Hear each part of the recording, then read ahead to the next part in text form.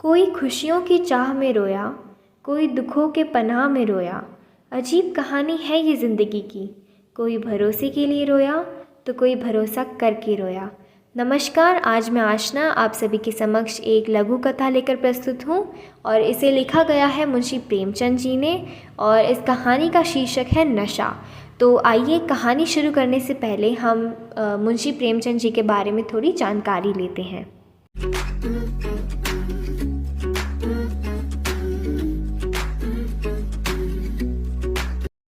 मुंशी प्रेमचंद जी का असली नाम धनपत राय श्रीवास्तव था। उनका जन्म 31 जुलाई 1880 को लम्ही गांव, वाराणसी जिले, उत्तर प्रदेश में हुआ था। मुंशी प्रेमचंद जी की माता का नाम आनंदी देवी और पिता का नाम मुंशी अजायब राय था। प्रेमचंद जी ने अपनी शिक्षा की शुरुआत फ़ारसी में की थी और उनकी पकड़ हिंदी भाषा व उर्दू भाषा में बहुत ही ज़्यादा अच्छी थी। जब प्रेमचंद जी 6 या 7 साल के थे तब उनकी माताजी का स्वर्गवास हो गया था और जब वे 15 साल के हुए तब उनकी शादी कर दी गई थी। जैसे ही वे 16 साल के हुए तब उनके पिताजी का भी देहांत हो गया था और इसीलिए कहा जाता है कि प्रेमचंद जी का प्रारंभिक जीवन बहुत ही ज़्यादा संघर्षमय रहा। प्रेमचंद जी की कहानियाँ उनके अनुभव पर निर्भर हैं। इसी वजह से उनकी कहानियों में एक ज़बरदस्त सच्चाई छुपी रहती है और फिर जो भी बात पाठकों तक पहुंचाना चाहते हैं वो बहुत ही ज़्यादा इजीली झलक उठती है। प्रेमचंद जी का पहला विवाह असफल रहा, इसीलिए 1906 में उनका दूसरा विवाह शिवरानी देवी से हुआ जो बाल विधवा थी। उनकी 3 संतानें थीं जिनका नाम था श्रीपत राय, अमृत राय और कमला देवी श्रीवास्तव। शुरुआत में तो इन्होंने अपना व्यवसाय शिक्षा विभाग के इंस्पेक्टर पद पर नियुक्त होकर बनाया, लेकिन असहयोग आंदोलन के दौरान महात्मा गांधी जी ने इनसे सरकारी नौकरी छोड़ने को कहा था और इसीलिए उन्होंने इस पद को छोड़कर अपना त्यागपत्र दे दिया। इसके बाद तो इन्होंने अपने लेखन को ही अपना व्यवसाय बना लिया था। अगर मैं प्रेमचंद जी की रचनाओं के बारे में बात करूं तो उनके बहुत ही ज़्यादा फेमस उपन्यास हैं गोदान, रंगभूमि, कर्मभूमि, सेवा सदन, प्रतिज्ञा, मंगलसूत्र इत्यादि। और अगर उनकी कहानियों की मैं बात करूं तो उनकी कहानियां, उनकी हर एक कहानी एक्चुअली एक ज़बरदस्त सच्चाई के साथ आती है और उनकी कहानियां बहुत ही ज़्यादा प्रसिद्ध हैं। उनमें से अगर मैं कुछ के नाम लूं तो वो होंगी पूस की रात, 2 बैलों की कथा, ईदगाह, नमक का दरोगा, बड़े घर की बेटी, स्त्री और पुरुष इत्यादि। तो आइए अब हम बढ़ते हैं अपनी आज की कहानी की तरफ जिसका शीर्षक है नशा। तो कहानी की शुरुआत होती है 2 लड़कों से। एक का नाम है ईश्वरी, दूसरे का नाम है बीर। ईश्वरी एक बड़े ज़मींदार का लड़का है और बीर एक गरीब क्लर्क का। इन दोनों के बीच बहस तो बहुत होती है पर साथ ही साथ ये बहुत ही ज़्यादा अच्छे दोस्त भी हैं। दोनों की सोच कभी नहीं मिलती थी।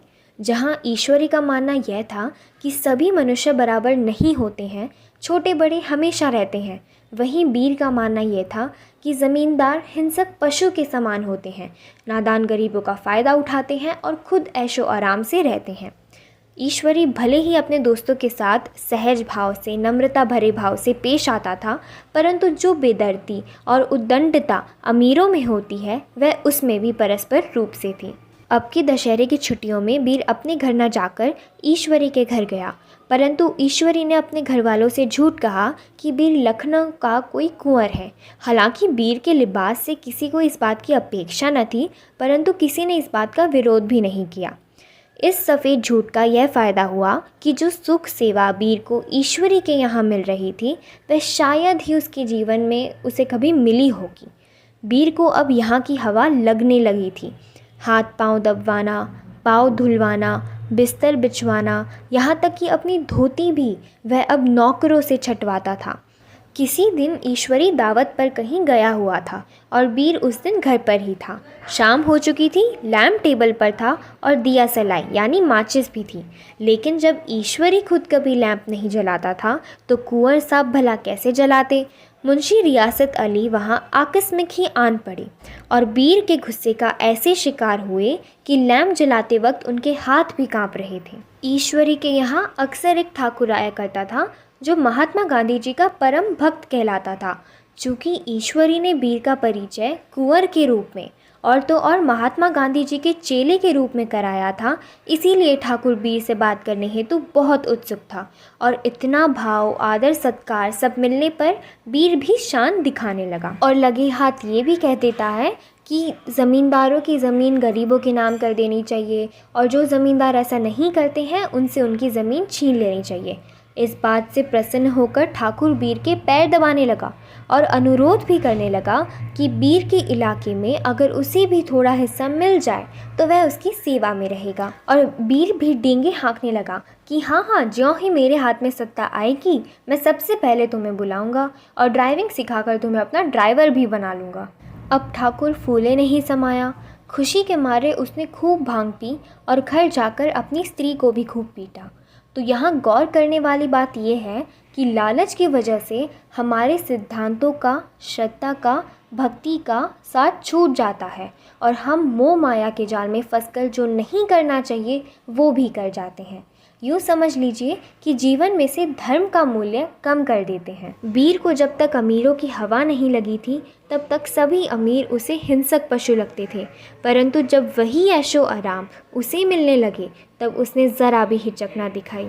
उसी प्रकार से ठाकुर, जो महात्मा गांधी जी का भक्त कहलाता था, जब तक सुख की अतिशयोक्ति से दूर था वह भक्त था, परंतु बीर द्वारा उसे ज़मीन दिलवाने तथा ड्राइविंग सिखाकर बीर का ड्राइवर बनाने के मोह ने उसे भी लालच के मायाजाल में घसीट लिया और उसकी बुद्धि पे अज्ञानता की धूल जम गई, जिससे वह नशे में धुत अपनी पत्नी को पीटने लगता है। तो अब आगे बढ़ते हैं।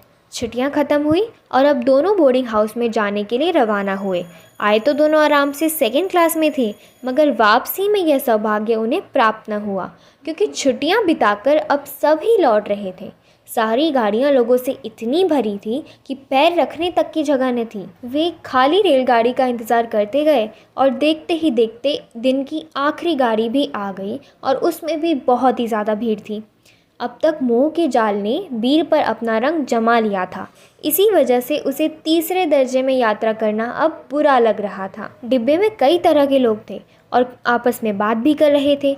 चूँकि गाड़ी लोगों से एकदम भरी थी तो एक आदमी का सामान, बेसिकली एक बड़ा गट्ठर था जो उसने अपनी पीठ पर बांध रखा था, वो बीर से बार बार टकरा रहा था। एक तो लोगों की भीड़, भीड़ से गर्मी, हवा की कमी, और दूसरा सबसे इम्पॉर्टेंट, बीर को ऐशो आराम की हवा लगना उसके क्रोध का कारण बन गए। वह ये भूल गया कि 4 दिन की चांदनी के बाद फिर अंधेरी रात होती है, परंतु अब वह आदमी उसे गवार लगने लगा और क्रोध में उसने ज़ोर से उस बेचारे आदमी को तमाचे लगा दिए। उस आदमी ने कहा भी कि सफ़र के लिए उसने भी किराया दिया है। बीर ने 2-3 तमाचे और लगा दिए। आसपास के लोग सभी बीर की इस हरकत पे उसे सुनाने लगे, यहाँ तक कि उसका दोस्त ईश्वरी भी यह कहने लगा कि what an idiot you are बीर। और इसी के साथ बीर की बुद्धि पर जो ऐशो आराम की चमक चढ़ी थी वह धीरे धीरे उतरने लगी और उसका नशा उतरता हुआ सा नज़र आने लगा।